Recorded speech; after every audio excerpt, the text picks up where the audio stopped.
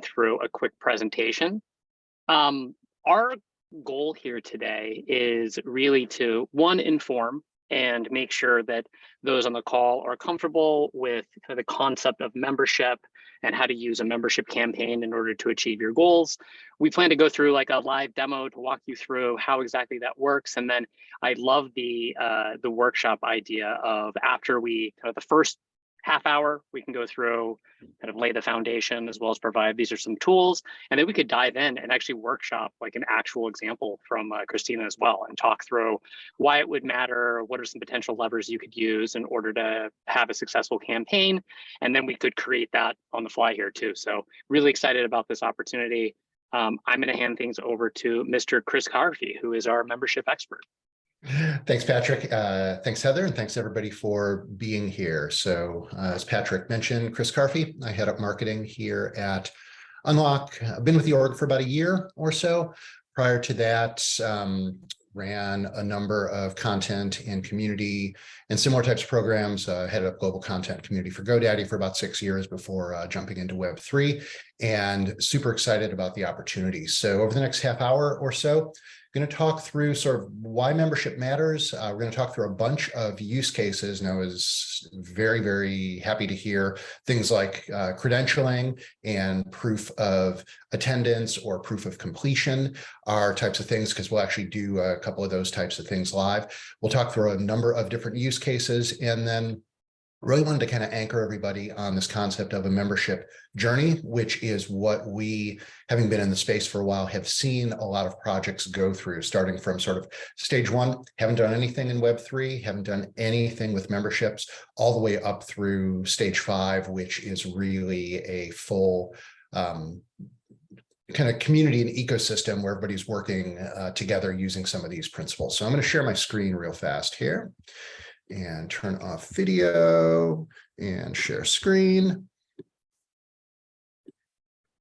Okay, and hopefully that's up. I'm going to go into full screen, which means that I'm not going to be able to see comments and stuff. So call out if you're not able to see things, or if sound goes bad or anything like that. So we're going to talk through a few things, kind of a little background why we're here, quick overview on Unlock. We'll talk through membership creation, actually using Unlock as a protocol, and talk through that membership journey that I alluded to, talk through some next steps, and then that will take us into the second half of the hour, which will be the workshop as well. So if we think about memberships, really what we're trying to do is add another sort of first-class business model to the web. Up till now, it's really been the advertising model, which has been dominant, especially in places where people come together. And so memberships can be used for everything from subscriptions, ticketing, these types of things that we're talking about, through proof of attendance and the like. Unlock itself is an open source protocol. What that means is anyone can use it.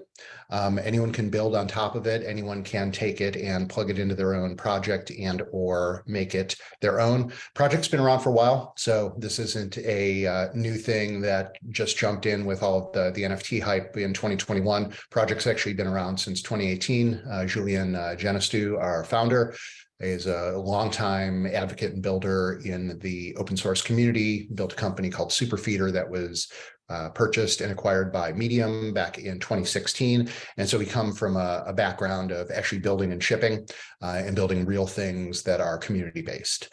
So when we think about Unlock, number of different dimensions, because yes, there is sort of a core organization, which is Unlock Labs, and that is the organization that Patrick and I work for and represent. Outside of Unlock Labs, though, which is a very, very small core team that's trying to build stuff and get it out into the world, we've got the Unlock protocol itself, which is the open source suite of tools that anyone can use. If you're familiar with something like WordPress, similar if you squint in some ways, that it's an open source project, anyone can use it, nobody needs to ask permission, just go run with it, build awesome stuff. Next to those two entities is the Unlock DAO as well, which is really the group that controls the underlying protocol itself. So if major changes to the protocol are going to happen, members of the DAO vote on it, and members of the DAO are the ones who are creating content and really trying to push the project forward as well. The way Unlock sort of fits in with, I think, a lot of the efforts on the call here is we are a technology layer that tries to really bridge that gap between the underlying blockchains and the particular piece of the world that we bring is this concept of memberships and subscriptions. And so if a project, if it makes sense to have a membership, if it makes sense to have a subscription, Unlock is the piece you would plug into that project. And from that, you can build all sorts of different models and connect, projects can connect, brands can connect, creators can connect with their fans and followers, their community, their customers. And what we're doing is we're bringing in this Lego brick that anybody can use if solving these kinds of problems are the things that you're trying to do. So agencies, builders, creators, brands are the ones who are using Unlock, where memberships and subscriptions are part of the puzzle that they're trying to solve. Why membership? It's a recurring thing. It's a predictable thing. If you go back in time and jump back in the Wayback Machine a year ago, everybody was talking about let's drop a Web3 project, let's drop an NFT project. The other buzzword that folks were using was PFPs, profile pictures. Let's drop that. Let's sell a couple of $1 million of those things, and then we'll make money forever based on royalties. And ends up that's not a great model. You get all your money up front. That's awesome. That part's kind of cool. However, royalties only happen when somebody sells. And if you're trying to build a long-lasting brand, a long-lasting community, you don't want folks leaving. And with a royalty-based model, folks have to leave for you to get paid. Churn is the business model, which doesn't make a whole lot of sense. There's some cases where it might make sense, very vanishingly few, however. So we believe that memberships and subscriptions are much more sustainable. It also gives creators and brands a direct relationship with their customers. We're seeing with the dumpster fire that is Twitter, especially over the last couple of weeks, that any platform that stands between a creator and their fans or a brand and their community has the ability to really, really muck things up. And so NFT-based memberships, NFT-based subscriptions are literally a direct connection between a brand and a creator and their community. So, we've heard a lot about NFTs over the last couple of years. You can use any NFT for doing memberships. Yeah, not so much. The sort of first generation NFTs were things that you get in your wallet and they're there forever, which again, sort of adding insult to injury on the royalty side of things. The other part of that model that is a little bit problematic is once you have given somebody a membership card using traditional sort of first generation NFTs, they are members forever. That means you've taken your revenue once at the beginning, and you have a lifetime commitment to those members who are members of the community and are NFT holders, and they are expecting benefits forever. So what we believe is take the concept of NFTs, use those same standards. So everything that Unlock is doing is standards-based. It's using the same ERC 721 standard, if you've heard that buzzword, but the differences are the things that Unlock puts on top of that really sort of, inject that standard with steroids and supercharge it. So Unlock memberships are time-bound, so you can say somebody has the NFT and that membership card, just like the one in your wallet, is good for a week or a month or a quarter or a year or 10 years or whatever period of time you decide. They can be perpetual as well, but they don't have to be. And so Unlock gives the capability to have time-bound memberships. If you put a month-long membership next to another one, next to another one, next to another one, you now have a recurring membership or a subscription. So Unlock enables brands and creators to implement subscription-based business models as well. We've talked a little bit about the royalty problem. Instead of taking a whole basket of cash at the outset and hoping that it lasts forever, now have a path to continuous revenue and a very predictable revenue stream as well. Can pay with folks who are coming on can pay with crypto, or they can use other on-ramps like credit cards, normal credit cards like the one you have in your wallet, through a bridge that we have to Stripe.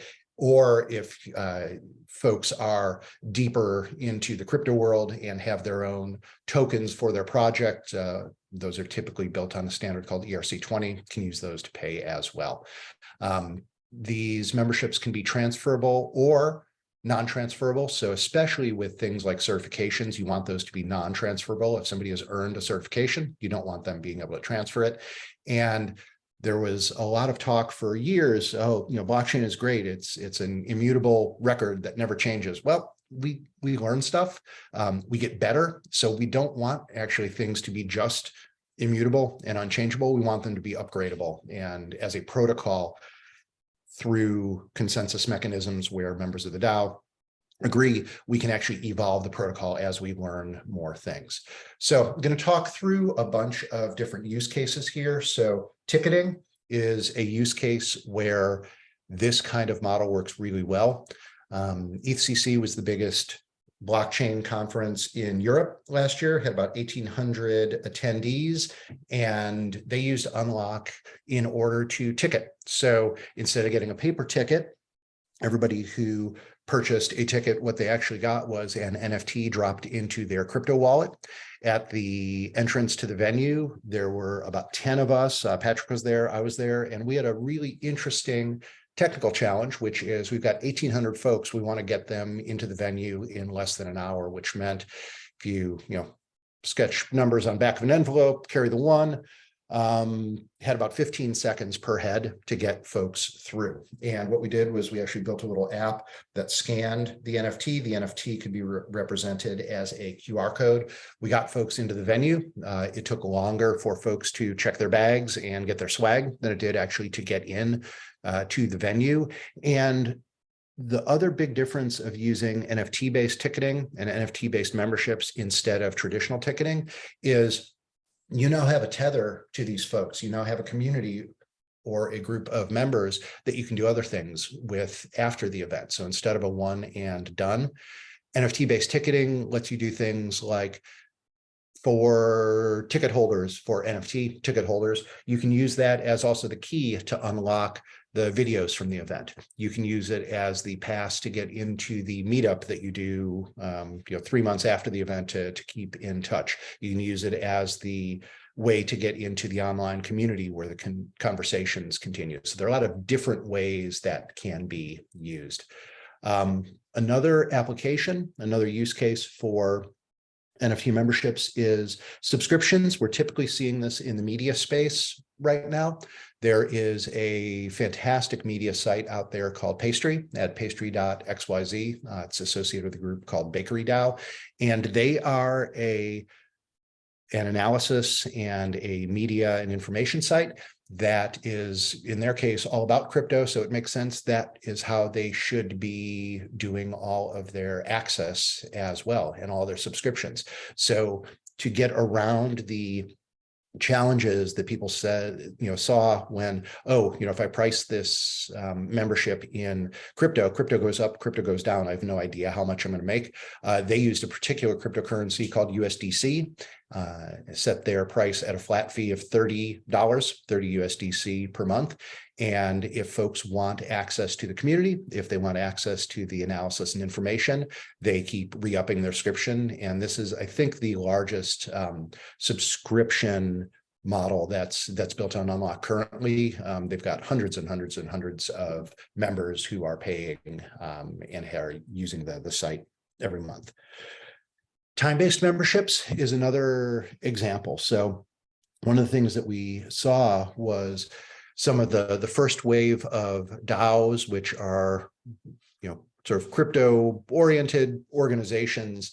If you had a certain number of their tokens, you were a member of the DAO. And again, you were a member of the DAO forever. And realize that skewed toward the folks who could afford the tokens. And it also made those tokens super valuable if you were a whale, if you were one of the folks who had a lot of those tokens. You could drive the decision making, and really it was kind of like having tenure in the academic space. Once somebody had a bunch of their tokens for the DAO, And then the folks who had those were the ones who controlled the direction going forward. The more forward-thinking DAOs realized that maybe we want to use our tokens as sort of the in-DAO economy, and that's great. But for folks who are voting members, who are the decision makers, we want the folks who are actually actively engaged, and we want to put a couple of guardrails about that. And so in doing so, those types of DAOs, they have their in-DAO economy that are based on the, kind of tradable or fungible tokens. But for the membership card, do you get access to stuff? Are you able to vote using memberships for that? And those are usually expired after a season. And in most of the DAOs, we've seen a season might be, 6 weeks, 8 weeks, a quarter, something like that. But it allows really this sort of two-level interaction. One is the membership card powered by Unlock that lets somebody in and lets somebody get access to things, but the sort of in DAO or in-game economy can be powered by their more traditional types of tokens as well. The thing I like about this one was the little quote at the bottom saying that Unlock made it so easy that even a bunch of journalists could figure it out, which is a good testament. So for the folks on this call, this is one that is probably of particular interest. So CDAA is the Certified Digital Asset Advisor certification. These are the certifications that are given by a group called PlannerDAO to financial planners. So the folks who sit in offices and advise folks on their portfolios, we're starting to get a bunch of questions of, hey, what could/should I be doing with this crypto stuff? PlannerDAO spun up a certification, and it's part of that continuing education types of credits that financial planners need to get. They take their test, and in the old days, when a financial planner would take their test and get certified on something, they would take the test, they would pass the test, and then 4 to 6 weeks later in the mail, they would get a slice of a dead tree. That was their certification that they would put in a frame, and they would put that slice of the dead tree up on their wall, and yay, I'm certified. What PlannerDAO realized with CDAA is, well, if we want folks to be knowledgeable about crypto and prove they are, they should be able to use these types of new technologies as well. So their certification is on chain. It's an NFT, it's powered by Unlock, and anyone can look and verify that somebody has the CDAA certification. Again, there are hundreds of these folks who have passed the test to date. They have the CDAA certification NFT in their wallet. There are two noteworthy things about this NFT that, again, are unique to what Unlock can do. Number one is there is a switch you can flip on the NFT to make it non-transferable. And so they did that because if somebody is certified, you don't want them getting certified, taking the test for somebody else, and then passing that certification along the way you could a sort of traditional NFT on OpenSea. The other is that these are taking advantage of the fact that Unlock NFTs are time-bound. So we want folks to be recertifying. We want folks to be continuing their continuing education. And so I forget if it's 1 year or 2 year, but the CDAA certifications are time-bound. So after it expires, like your gym membership card, you still have it in your wallet. Folks can see it's there, but they can also look at it and look at the expiration date on it and see that it has expired. So this one, I think, as we get into the second half of the call, is one that we'll probably be referring back to. So what we're going to do now is we're actually going to kind of go live here. I'm going to talk through how we set up one of these memberships. Actually going to take you through some screens, and then actually at the end of this, we're going to take a quick activity, and folks are actually going to claim a proof of completion membership for this session. So when you're thinking about creating a membership, there are a number of items you need to think about. And so the first bullet here is referring to, what do you call the thing? What do you want your membership card to look like? How long does it last? Is it transferable or not? Does it cost anything? And a handful of other items as well. And we'll kind of go through those examples. But really, as you're thinking about what do you want your membership or what do you want your subscription to look like, those are the main things. From a business standpoint, how long does it last from a time perspective? How much does it cost, if anything? And then there's some of the kind of branding and visual perspectives. What does it look like? What do we name it? And the like. So we would then deploy a smart contract using Unlock, and I'll show you how that's done. Making sure it's visually branded, and then actually minting from the contract as well. And we'll actually go through that. So what I'm going to do here is I'm actually going to show a couple of things, and we're going to come back to that. And actually, let's actually go through the journey, and then we're actually going to come back to this. So we'll come back to that proof of completion in a sec. Do want to talk through the journey and make sure that we don't blast through this too quickly. So if we're thinking about the journey and the way folks are typically going through it from what we've seen, there are 5 steps that organizations go through. The first is sort of the traditional organization. They don't have memberships, or if they have, they're using existing platforms like Eventbrite or Facebook groups or the like. The first step sort of into the NFT or membership world is where folks are starting to do experiments. And this is what we call stage 2. So maybe they've done a lifetime or a perpetual NFT. These are sort of those first gen NFT projects that we've seen. Maybe they did a one-off ticketing for the event, but they weren't using that NFT for anything after the event, like getting access to resources or past or future meetups or communities or the like. Maybe they're doing some limited token gating to token gated Discord or things like that. But this is really the state, and I would say 99.999% of the market is still in the experimental stage. The folks who are thinking a little further ahead, which includes all of you because you're on this call, is, okay, how do we actually get long-term value out of this? How do we build something that is robust and resilient? So stage 3 is when folks start thinking about time-based NFTs, start thinking about what happens next after the event. If they've done ticketing, since they have a membership connection with all the folks who attended, thinking about certifications, and really starting to think about documenting what is this membership strategy that we should be going toward. Once folks have done that and started to have some of those thoughts, then you can get into both implementation and more sophisticated strategies as well. So thinking about not just a one-time membership, but recurring revenue, aka subscriptions.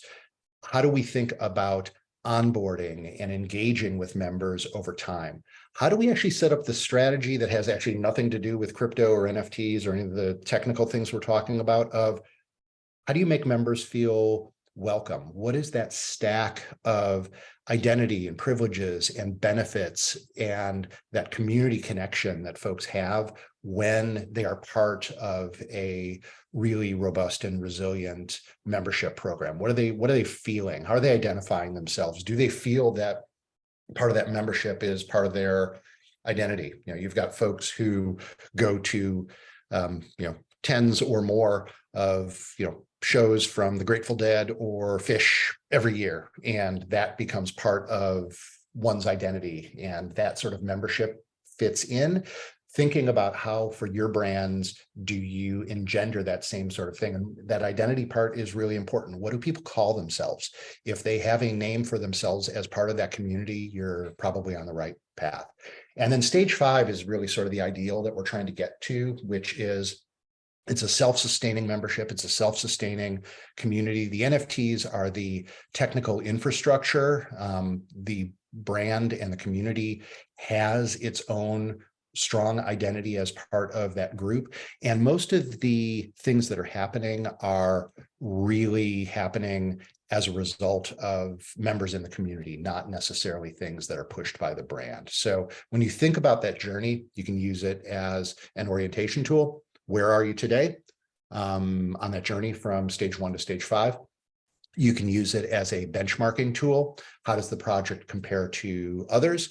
And then you can use it as a guidance tool as well, which is, okay, I'm at stage 2. What do I need to do to get to stage 3? Or I'm at stage 3. What are the things that happen at stage 4 that I need to bring in? So just going to go through these very, very quickly. So that, again, the traditional are folks who don't have memberships. Maybe they've done some ticketing.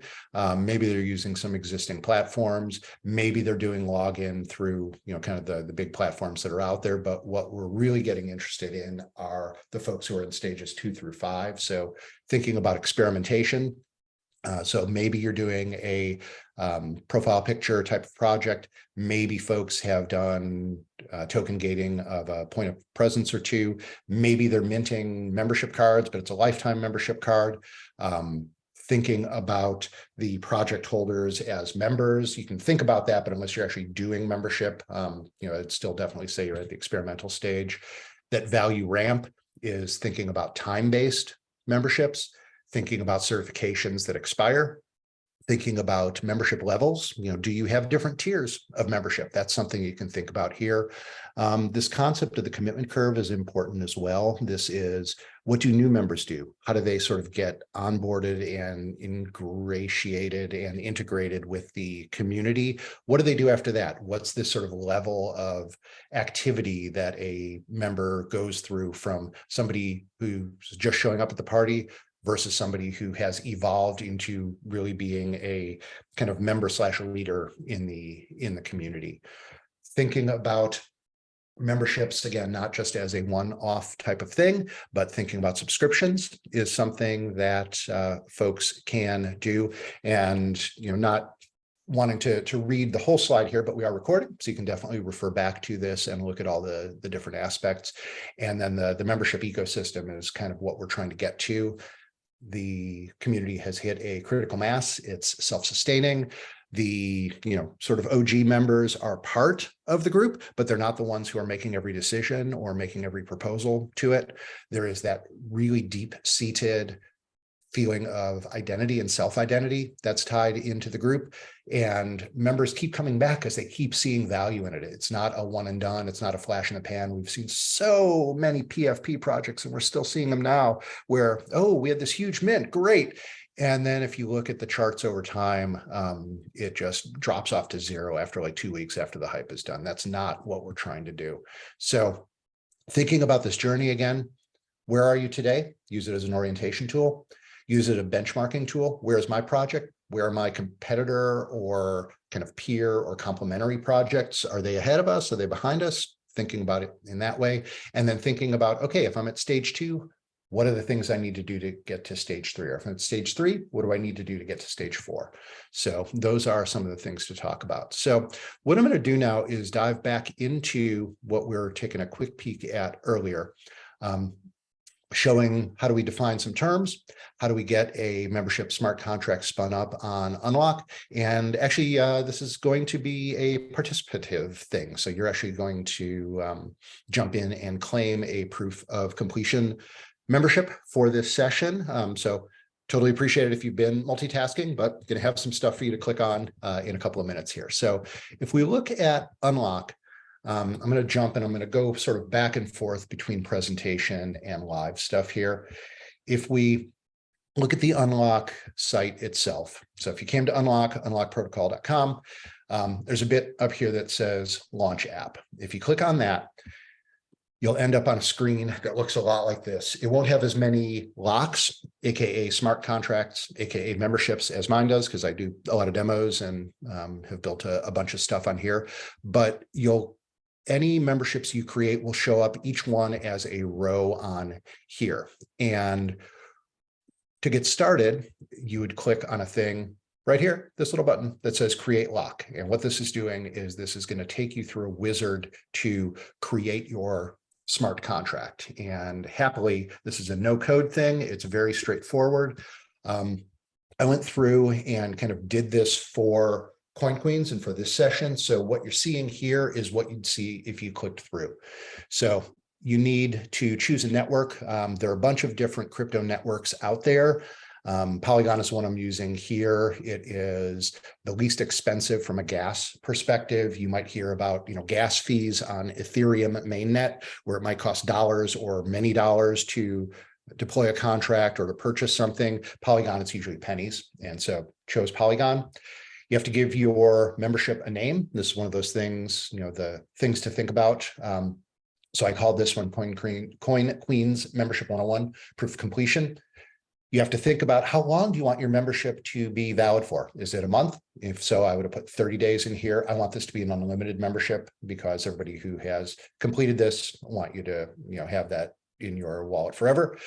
Number of memberships for sale, or sort of what's the limit of number of memberships that can be minted. I knew that there were going to be 30 to 50 folks on this call, so I set this as 50. You could also set it to unlimited. So if you're selling subscriptions to something, you might not want to cap that. So you'd flip that switch there. And then what's the currency and what's the price? So Matic in this case is the currency that the Polygon network uses. You could set this to other things. We saw in the pastry example, which was the media subscription, they charged it in USDC, which were basically crypto dollars, and they charged it 30 USDC per month. For this one, again, it's going to be free. So once you set those things up and you click the next button, then what happens is you go to another page here to confirm all of these things. When you say, are you ready to deploy your contract? It's going to confirm, okay, it's on Polygon. Here's the name, unlimited duration. 50 of these are going to be available. It's free. And if I click looks good to me, that then takes me through to a confirmation page. And so lights flash, things click and whir for a couple of seconds as this smart contract gets deployed out to the blockchain. And then when it's done, it will take you back to the main screen. And I see there is a question in the chat. Let me just drop out of this mode here for a second.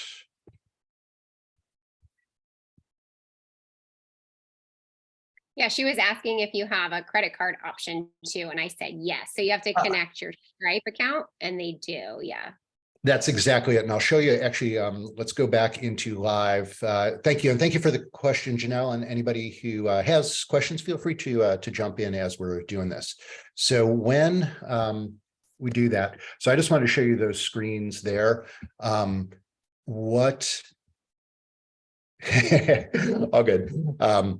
So what happened was when I created that, I ended up with a row here. And again, this is the smart contract, or the link to the smart contract for this one that I just created. And I can go through and I can click on the details. If I click the little arrow here, that'll take me through to the details. And here is where I see all the details on this. So nobody's claimed this yet because we just created it. Or I created it just before the call. I don't have any balance on this contract that I can withdraw. So if this was a paid thing, every time somebody bought one, this number would go up, which is good. And then you can withdraw this to, to whatever your actual transaction account is. You can change the iconography on it. So I went from the default, which is just sort of an unlock logo. Patrick had created a proof of completion NFT. And so you just drag it, just like setting up your avatar on Twitter or the like. We can see the main things here, which is, again, it's on Polygon, unlimited duration, 50 of them out there. You can turn on recurring if the particular price or the particular currency you're using supports that. And there are some subtleties in that we can get into in a sort of a 201 session. And yes, if you do have a Stripe account, you can connect this to Stripe as well. So once you have this, it's like, okay, great. How do I either get these to people, or how do I have folks claim them? And so there's a term you'll hear sometimes called airdrop. I'm not going to get into details on that, but if you know someone's wallet address, you can actually just send them an NFT. And what it'll do is it'll mint it on the contract and then send it to them. But the more interesting thing, and if you're integrating this into a website or another experience, is you need a URL. And that URL is something that somebody can click on, and then somebody visiting that site, they can click on that URL just like a purchase or a checkout link on a Shopify site, and they can claim their NFT or purchase the NFT. So if I click on generate URL here, what this is going to do is this is going to take me into a builder, and I'm not going to go through all of the details on this, but at the end of this, if I click on this beast right here, it would let me change things to things like, CoinQueens proof of completion. You can change the image icon. If you have a link, you can go to, if you have an image on your site already, you can put that URL in here and it would change what this checkout flow looks like. Where does it go afterwards? If I wanted it to go to CoinQueens, I could do that. And then if I click and locks here, what this should be doing is checking to make sure that it's the lock that we had just created. And in this case, it is. Lock is another word for the smart contract. And so we see that that's there. And then I would hit copy URL. And so what this is going to do is when I do this, I see the URL is copied. If I was going to put it into a browser, it's a big, long, gnarly looking thing because it looks like that. So we don't want to scare people. So what we can do is we can always put that behind a link the same way you would, linking to something in a Google Doc or the like. So what I did here, and I'm going to share this in a half a second here, is I spent literally 5 minutes and I spun up a page on Notion. And again, you could do this anywhere. You can do this on your existing WordPress or Squarespace site or Wix or Webflow or any of those. And this is just a page I set up on Notion. I literally spent 10 seconds setting this up. I gave it a title. I dragged in the image and then I put a claim button. And if you look in the lower left there, that claim button is just a text link that I had. If you click on that, it goes to that big, long, gnarly URL that we just created in the other screen there. So what I'm going to do is we're going to try and do this live and without a net. What's going to happen is I'm going to drop this into the chat to this page, and you all should be able to go to that button, to that link. And when you get there, you should have a couple of options. If you have an existing crypto wallet in the lower left, you can connect it. If you don't, in the next page, you're going to have an option that says, don't have a crypto wallet, and it's going to ask you for a username and password. And what it's going to do is actually set up an account that you can drop this membership into. So I'm going to kind of pause for a second here, let folks start to click through there. If you have questions or if things aren't working, let's try and diagnose those, but you should be able to go through. If you have a crypto wallet, you can click on the lower left, your MetaMask or what have you. If you don't, that's totally cool. We want this to be straightforward for folks to onboard. In the lower right, there's an option that says, don't have a wallet, start here. Click on that, and that will let you set up with a username and password an account that will let you claim this NFT as well. So I'm just going to kind of hang out for a minute while folks go through there, and let's see what happens. I did it just to see what it's like without connecting my wallet, and since it was like free, it was fine. Where does the NFT live then? Is it in the unlock custodial wallet if I don't connect my wallet? So it is not a custodial wallet. What we've done is we have set up what is in effect a shadow wallet for you. We don't have any access to it. You will have gotten, when you went through the username and password flow, that created a thing that we call them unlock accounts. They're basically non-custodial wallets that you own, but to get to them, you use a username and password. We don't have access to that. So you would check your email, that will take you through it. And the way you can get to that wallet is, let me show one more thing here, is if you were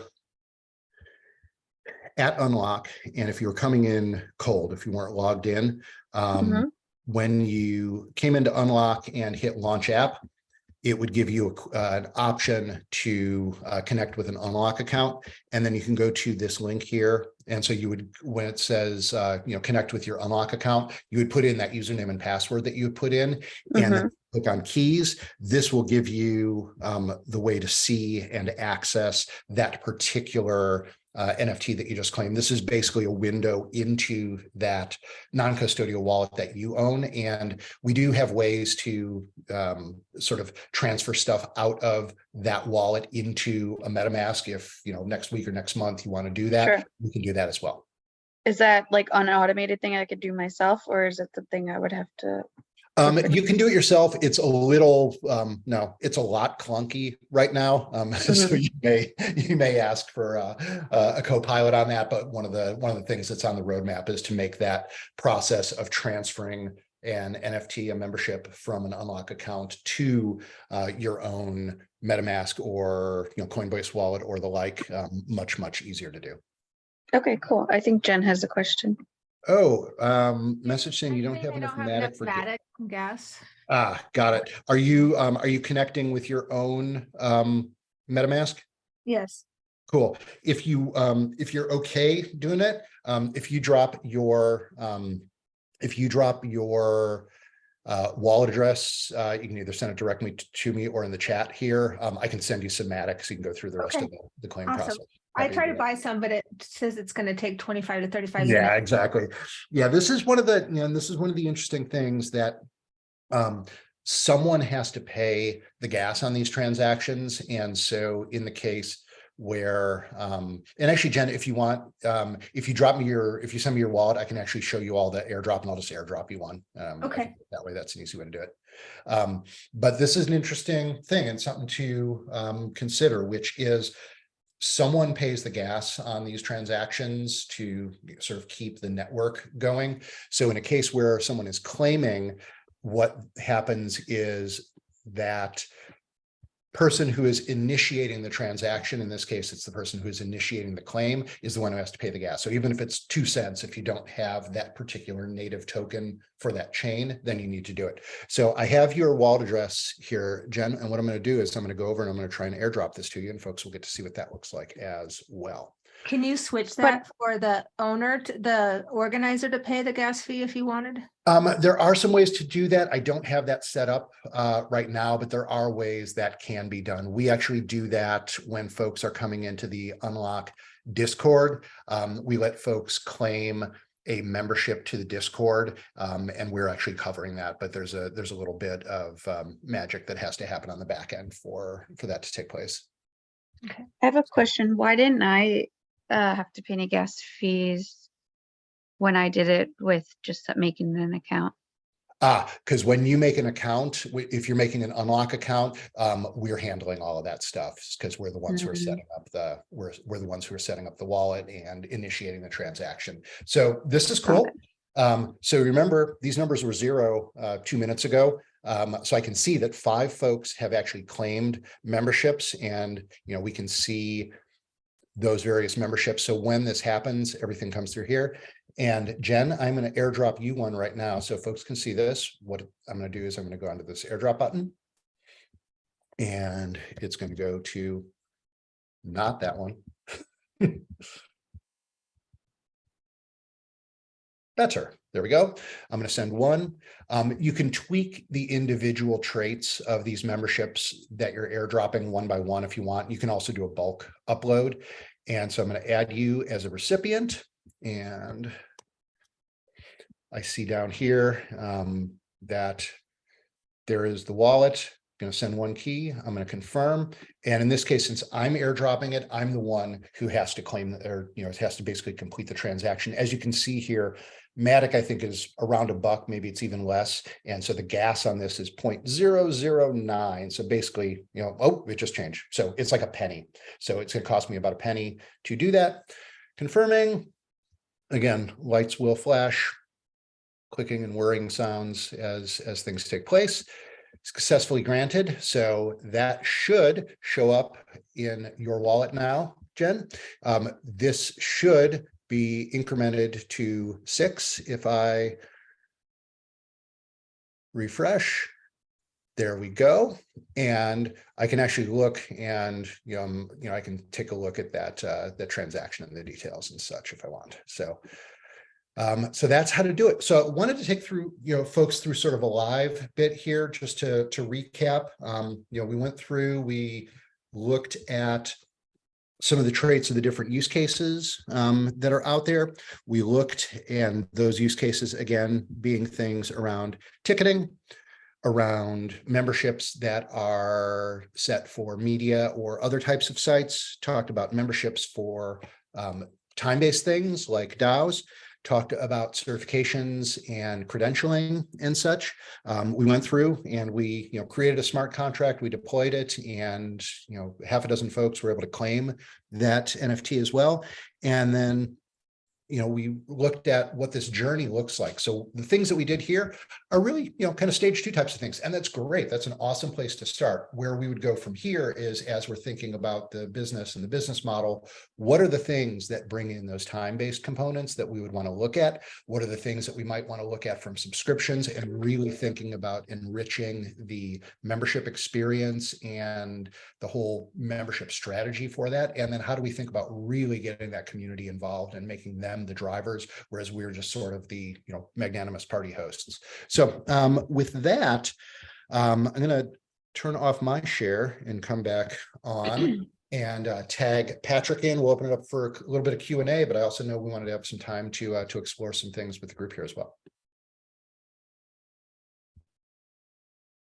Okay, I mean, I think the only question I have, and we'll probably get through it when we're talking specifically through Christina's case, is so, and Patrick, we've kind of talked on various things about this, the ability to create different images for each of the, like, say right now, you wanted each of these membership tokens to have a different image. To do that, we can't do that, right? Something you guys would do on the back end? You can do it. There are some steps to do it. So at the highest level, there are 3 things. So number 1, if you wanted, 3 or 3,000 different images, you would need to create those images with artist or whomever. Those images, then they need to be hosted somewhere online. IPFS, right, or something, yeah. Yeah, so there's a site, there are sites out there. Bueno is one. I think Pinata is another one. I use Pinata for. Okay, great. So if you're familiar with Pinata, the way this would work is you would take your images for, and I'm just going to pick a round number, 1,000 different images for an 1,000 piece collection. You would upload them to Pinata, and you would do it in a way that each image had its own identifier. So for token number 1, token number 2, up to token number 1,000. Once you have that done, you've actually done the hard part. If you can get those up to Pinata and basically have them numbered the right way, you're golden. Then what you do is you go, and there's one transaction you need to do against the smart contract, which is, there's a thing called set base URI, and that's basically telling the smart contract, here's where I look for the images. And you put in your URL, or in Pinata, it would be the IPFS hash. You would put that in there. And then from there going forward, you would be able to do that. I can actually show you in 30 seconds a great example of that where we have actually done that. So let me get back to my share. Yeah, because I do that with Nifty Kit now. Okay, yeah, so you can totally do it. So you can use, those types of things, but there's really a delineation between the image creation and hosting and the smart contract that references those images. So you can use any one of those things to create the images, but if you want those images to be your membership cards for something that has a time-based component, those contracts won't work. But if you can use their creator tools, that's awesome. So we've done this with there's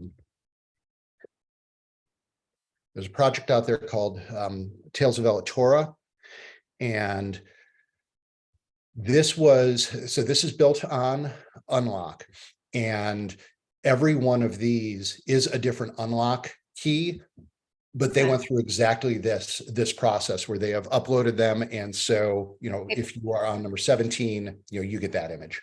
It's just in the dashboard that I would do that. Like I could to do the setting of that base token URI, you'd have to go out to Etherscan or Polygon Scan or the like, but we've got docs of how to do that. And that's something I can certainly help you, or Patrick, or other members of the team can help with as well.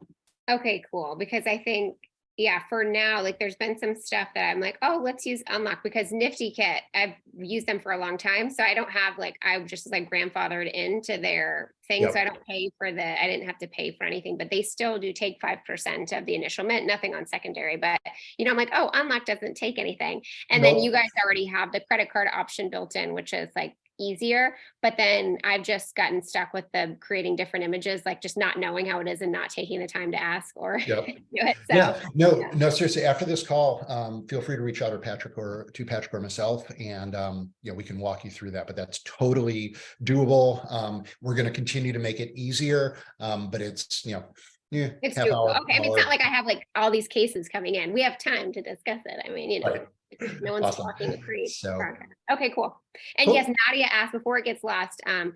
Yes, you can update the metadata, but I don't know if you guys want to talk about that.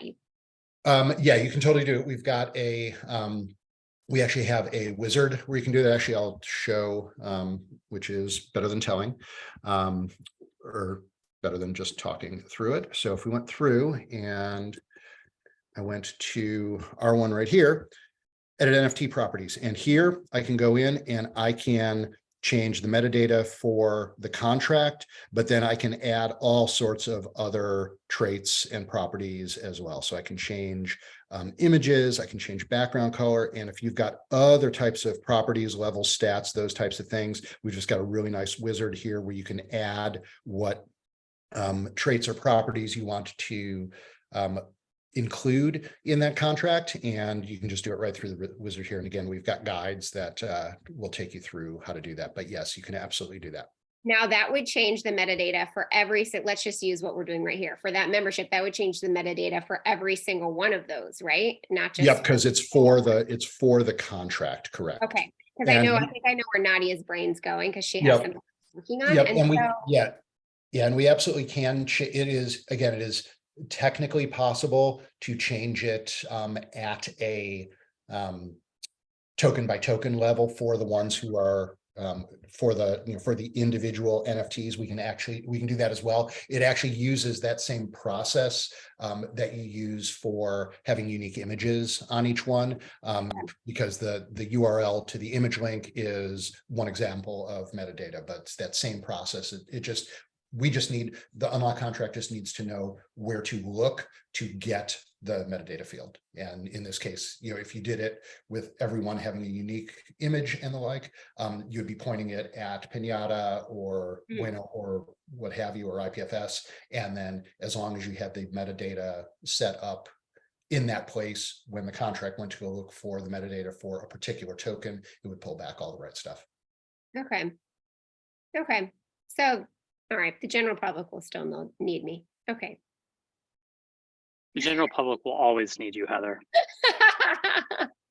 Okay. But we're not talking about the general public. We're talking about the queen bees as a part of CoinQueens here. And in the interest of time, I know that we had intended to go through a workshop, but we have 3 minutes, and I know Christina's son hit his head, so he has a boo-boo. So I would encourage thanks for everyone for sticking around for the last 58 minutes to learn more about Unlock and how you could create membership campaigns using our dashboard. We would appreciate any feedback, insights as you're going through the process. If you see something, say something. If you say something, then we could actually fix something. If you don't say something, then the tools just kind of sit there and linger. So we're definitely actively trying to make them better so the user experience for creators as well as users is improved. Don't hesitate to reach out through our Discord if we can help in any way. Heather can also connect us through Telegram, but we're really here to support you as you're launching these membership campaigns. And if it makes sense, Heather, we should probably maybe even consider doing like a workshop type format sometime in December before the holidays. That's a great idea. Maybe even under the way of like, hey, can we do holiday cards as NFTs and create like holiday cards for everyone and see how that's going to work? And then this is where you could put the image and this is what it would look like and something like that. So I think we could maybe do something creative. Yeah, I think that's great. I bet we could so we have, we've kind of like, I've been, you know, the CoinQueens eventually will launch, hopefully as a larger community, but for now, like it's got to stay small because there's, you know, I'm one human and I want to keep my hands on everybody as well as I can and be as helpful as I can. But thinking that through, we've started to like let in some people with, you've probably seen on my dashboard, like I have those like little 90-day NFTs. So we have like a, you know, influx of a lot more people in our community now. So it will be fun too, just like a fun tool for everyone. People are like, should I be interested? Should I be learning about how to use all these Web3 tools? And so that would be a fun way, like a meaningful way, something that's like, oh, this is useful and I enjoy it. So yeah. Well, I think the workshop would be amazing. We should definitely set that up. I would love that. Sweet. Sweet. So as a follow-up, we will connect with Heather. And in the meantime, thank you everyone for being part of this today. We look forward to supporting all of you as you're launching your own membership campaigns and helping us unlock a better web. For sure. I'll post this in the recordings. I know there's a lot of people who couldn't make it, so you might be having some calls after, Patrick. Sweet. Thanks, everyone. Thank you. Really appreciate your time. Thank you. Bye. All right. Bye, Thanks, guys. Mel. Thanks, Heather. Yeah.